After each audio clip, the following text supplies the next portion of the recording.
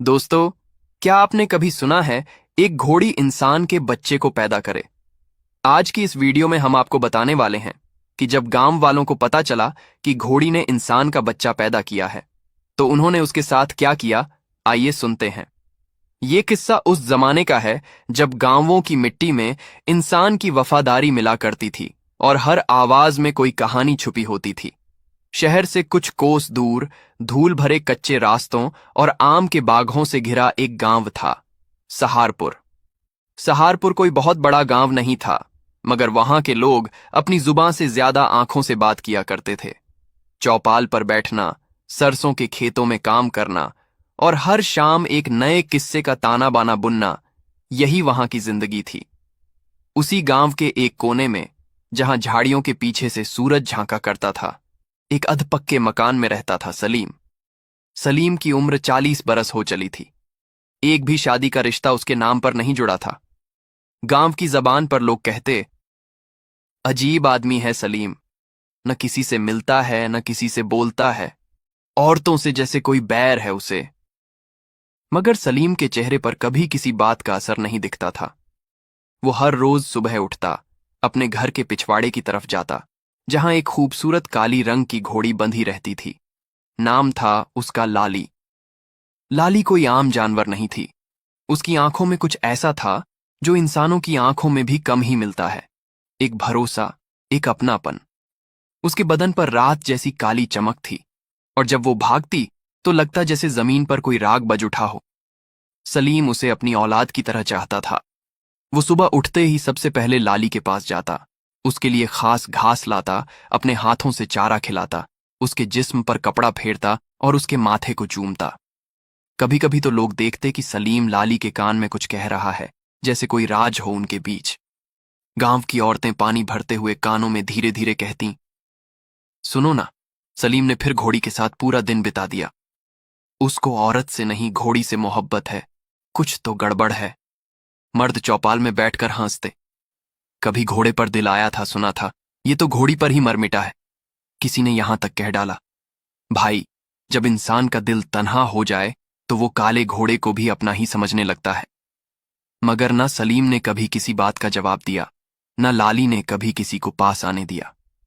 अगर कोई बच्चा भी पास जाता तो लाली जमीन पर पैर मारती, गरजती, जैसे कह रही हो, मेरे सलीम को मत छूना। सलीम जब खेत से थका हारा लौटता तो उसके कपड़े मिट्टी से सने होते, मगर चेहरा ताजा, जैसे दिन की सबसे प्यारी मुलाकात अभी हुई हो। वो बैठकर लाली को देर तक सहलाता, उससे बातें करता और फिर चुपचाप उसके पास ही सो जाता। सलीम कोई बड़ा किसान नहीं था। वो दूसरों के खेतों में मजदूरी करता, कभी लकड़ियां काट लाता, कभी बस्ती जाकर जानवरों की देखभाल का छोटा मोटा काम करता। उसकी कमाई बहुत मामूली थी, मगर लाली की खुराक, उसकी देखभाल और सलीम की रोटी, तीनों का इंतजाम हो ही जाता। ना उसे शौक था बाजार जाने का, ना किसी मेले का चाव। किसी ने एक बार पूछा भी, सलीम, शादी क्यों नहीं की? उसने सिर्फ मुस्कुराकर कहा था, जिससे मोहब्बत हो वही काफी होती है। उस वक्त लाली उसके पीछे खड़ी थी। एक दिन की बात है। सलीम लाली को लेकर गांव से बाहर नदी किनारे गया था। शाम ढल रही थी, आसमान हल्का सुर्ख हो चुका था। लाली पानी पी रही थी और सलीम दूर एक पत्थर पर बैठा हुआ उसे देख रहा था। तभी लाली ने अचानक जमीन खोदनी शुरू कर दी। उसके पैरों में बेताबी थी। वो मिट्टी उछालने लगी, सांसें तेज हो गईं। सलीम दौड़कर उसके पास गया और धीरे धीरे उसकी पीठ पर हाथ फेरा। लाली, क्या हुआ तुझे? उसकी आंखों में पहली बार डर देखा गया। उस रोज के बाद लाली की हालत धीरे धीरे बिगड़ने लगी। वो ज्यादा खाती नहीं थी, चुपचाप रहती थी, मगर जब सलीम आता तो उसकी आंखों में चमक लौट आती। गांव वाले कहने लगे, अब देखना, कोई बला आने वाली है, ये घोड़ी कुछ छुपा रही है, या फिर सलीम ने कोई हरकत की है जो लाली की तबीयत यूं बिगड़ रही है। कुछ औरतें तो रोज नजर रखतीं कि सलीम कब लाली के पास जाता है, क्या करता है, कितनी देर रुकता है। पिछले कुछ हफ्तों से लाली की तबीयत रोज बरोज बिगड़ रही थी। वो अब घास भी कम खाती थी और बैठी रहती थी, गर्दन झुकाए, आंखों में गम सा समाया रहता। उसकी चाल में भारीपन और थकावट थी। उसका पेट दिन ब दिन बढ़ता जा रहा था। सलीम पहले तो चुप रहा, फिर परेशान हो गया। उसे समझ नहीं आ रहा था कि लाली को क्या हो रहा है। उसने बहुत बार सोचा कि किसी हकीम को बुलाए, मगर डर भी था। अगर गांव वालों ने देख लिया कि मैं घोड़ी के लिए हकीम बुला रहा हूं, तो फिर से बातें बनाएंगे। वो हर रात उसके पास बैठा रहता, उसके बदन पर गीला कपड़ा फेरता, उसे थपकियां देता और बड़बड़ाता, लाली, तू ठीक हो जाएगी ना, तुझे कुछ नहीं होगा। एक सुबह, जब सूरज अभी पूरी तरह निकला भी नहीं था, सलीम लाली के पास पहुंचा। उसने देखा कि लाली बेसुध सी पड़ी थी, सांसें तेज चल रही थीं और उसका बदन पसीने से तरबतर था। उसके नथुने फूल रहे थे और आंखों में बेहिसाब दर्द था। सलीम घबरा गया। अब वक्त नहीं था डरने का या गांव वालों की सोच की परवाह करने का। वो भागा सीधे अपने पड़ोस की पड़ोसन आपा के घर, जो गांव की सबसे बूढ़ी और तजर्बाकार दाई अम्मा थीं। उन्हें घर के बच्चे बच्चे की डिलीवरी का तजुर्बा था, मगर उस वक्त वो घर के आंगन में बर्तन मांज रही थीं। सलीम ने आते ही हाँफते हुए कहा, आपा, जल्दी चलिए, बच्चा होने वाला है। पड़ोसन आपा ने चौंक कर देखा। किसका बच्चा सलीम? तेरा तो कोई ब्याह भी नहीं हुआ, तू किसके लिए बुला रहा है? सलीम ने घबराकर जवाब दिया, मैं तुम्हें अपनी घोड़ी के लिए बुला रहा हूं। मेरी लाली की तबीयत बहुत खराब है, लगता है वो कुछ जनने वाली है। दाई अम्मा पहले तो सन्न रह गईं, फिर आंखें छोटी करके बोलीं, तू दिमागी तौर पर ठीक तो है सलीम? जानवर के लिए मैं क्या दाई का काम करूं? मगर सलीम की आंखों में उस वक्त ऐसा डर था, ऐसा सच्चा भरोसा, कि पड़ोसन आपा ना नहीं कह सकीं। वो बड़बड़ाते हुए उसके साथ चल दी।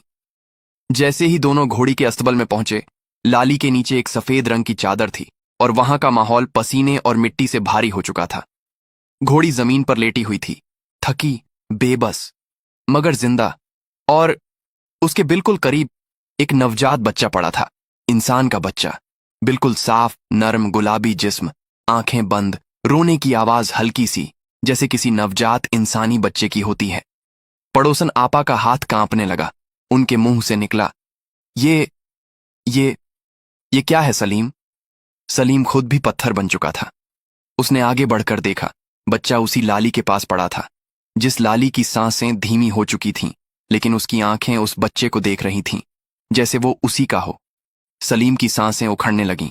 वो दीवार पकड़कर बैठ गया। नहीं, ये नहीं हो सकता। ये क्या हो गया मेरे साथ? मगर जो वो दोनों नहीं जानते थे, वो ये कि बाहर झांकती एक जोड़ी आंखें ये सब देख चुकी थीं। पड़ोसन आपा के घर के पीछे रहती थी एक बुआ जी, जिनका काम था हर बात का कुछ न कुछ मतलब निकालना। उन्होंने जब देखा कि सलीम सुबह सुबह आपा को लेकर अपने अस्तबल की ओर भागा, तो शक हुआ। वो धीरे धीरे पीछा करती हुई आईं और झांक कर देखा, और जो देखा उससे उनकी आंखें फट गईं। इंसान का बच्चा, और वो भी घोड़ी के पास। अब इस बात को चुप रखने का सवाल ही नहीं था। सिर्फ 1 घंटे में पूरी बस्ती में आग लग चुकी थी, खबरों की, अफवाहों की। सलीम की घोड़ी ने इंसान जैसा बच्चा पैदा किया है। जरूर सलीम ने कोई गंदी हरकत की है, तभी ये बच्चा हुआ है। ऐसा तो हमने कभी नहीं सुना। चौपाल पर लोग जमा होने लगे। औरतें चूल्हा छोड़कर एक दूसरे के कान में कहने लगीं, हैवान है वो आदमी, घोड़ी को भी नहीं छोड़ा। कुछ मर्द तो ताव में आकर बोले, चलो इसका हिसाब लें, ऐसे आदमी को गांव में रहने का कोई हक नहीं। सलीम को कुछ समझ नहीं आ रहा था। घोड़ी अब भी जमीन पर बेसुध पड़ी थी और बच्चा उसके पहलू में लेटा हुआ था, जैसे उसी से पैदा हुआ हो। उधर बाहर लोगों का हुजूम जमा हो गया, गुस्से से चिल्लाते, लाठियां और पत्थर लेकर। सलीम बाहर आ, साफ बता, किसका बच्चा है ये? जानवर और इंसान का रिश्ता गलत है ये। दोपहर की धूप अब उतरने लगी थी, मगर सलीम के घर के बाहर तपा हुआ माहौल और भी गर्म हो चुका था। चौपाल पर बैठे 4 बुजुर्ग, खेतों से लौटे मजदूर, चूल्हा बुझाकर निकली औरतें, यहां तक कि नन्हे बच्चे भी, सब जमा हो गए थे। क्या सच में घोड़ी से इंसान का बच्चा हुआ है? हां, मैंने अपनी आंखों से देखा, बच्चा इंसानी शक्ल का है। अरे बच्चा नहीं, ये तो हरकत है, एक गंदी हरकत। अंदर सलीम के हालात बद से बदतर हो चुके थे। उसकी समझ से बाहर था कि वो इस वक्त क्या करे। लाली बेसुध पड़ी थी और बच्चा धीरे धीरे करवटें ले रहा था। सलीम रो रहा था। उसका माथा भीग चुका था पसीने से और आंखें लाल हो चुकी थीं रो रो कर। पड़ोसन आपा अब तक पास ही थीं। उन्होंने पानी का लोटा लेकर सलीम के हाथ में थमाया और धीमे से कहा, मैंने बहुत कुछ देखा है अपनी जिंदगी में, मगर ऐसा नहीं देखा। तू कुछ छुपा तो नहीं रहा सलीम? सलीम ने रोते हुए जवाब दिया, मैंने कुछ नहीं किया आपा, मुझे कुछ समझ नहीं आ रहा। ये बच्चा कहाँ से आया, कैसे आया? तभी बाहर से किसी की कड़कती आवाज आई।